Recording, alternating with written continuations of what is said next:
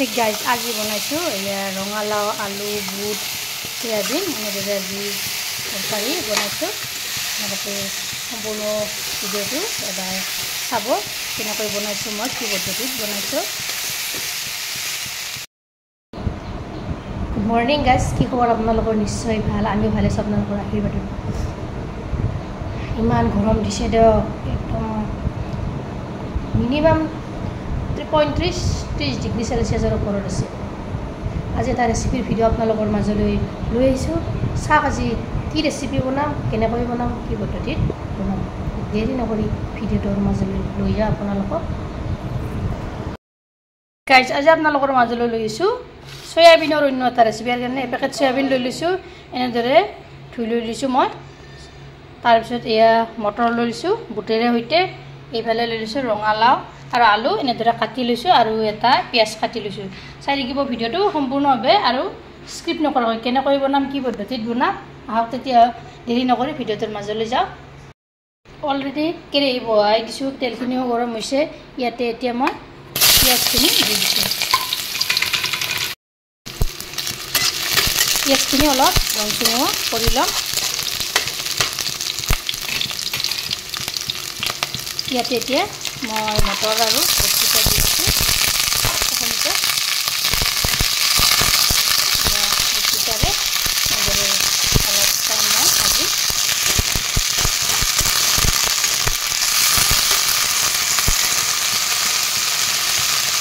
তাৰপিছত দি দিছোঁ এয়া হালধি গুড়ি এয়া 2 চামুচ দি দিছোঁ তাৰপিছত দি দিছোঁ নিমখ এয়া সৰু চামুচেৰে 2 চামুচ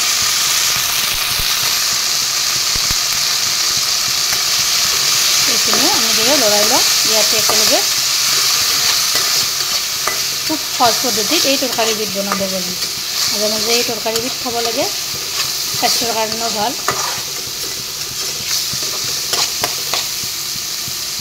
তাৰপিছত দি দিছোঁ মই এয়া সয়াবিনখিনি এইখিনিও মই ভাজি একেলগে 2 মিনিটমান সময় মই ভাজি ল'ম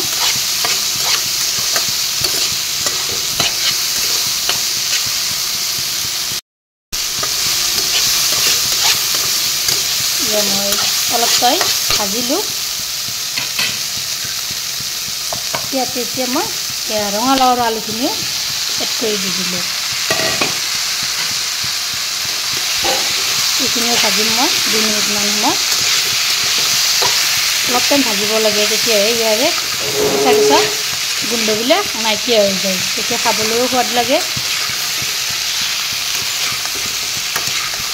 এনেদৰে মই অলপ টাইম ভাজি ৰাখিম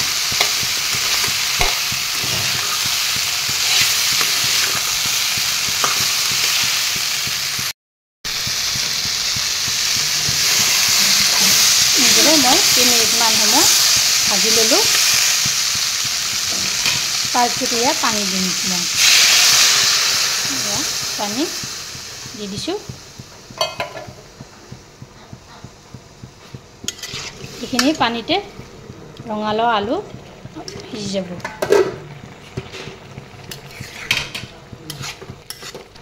ইয়াতে এতিয়া মই ঢাকনি এখন লগাই দিম যাতে সোনকাল সিজি যায় এয়া কেইমিনিটমান যোৱাৰ পিছত মই ঢাকনিখন গুচাই দিলোঁ চাওকচোন পানীখিনি আধা নাইকিয়া হৈ গৈছে এফালৰ পৰা লৰাই দি দিলোঁ আলুখিনিও ধুনীয়াকৈ সিজি গৈছে এইফালে ৰঙালাওখিনিও সিজি গৈছে এইখিনি পানী সম্পূৰ্ণভাৱে নাইকিয়া হৈ যাবলৈ দিম তেতিয়াহে খাবলৈ সোৱাদ লাগিব ইয়াত এতিয়া মই জিৰাৰ গুড়ি দি দিলোঁ 1 চামুচ তাৰপিছত দি দিলোঁ জলকীয়াৰ গুড়ি দিছোঁ 1 চামুচ এইখিনিও এনেদৰে তল ওপৰ কৰি লৰাই দিছোঁ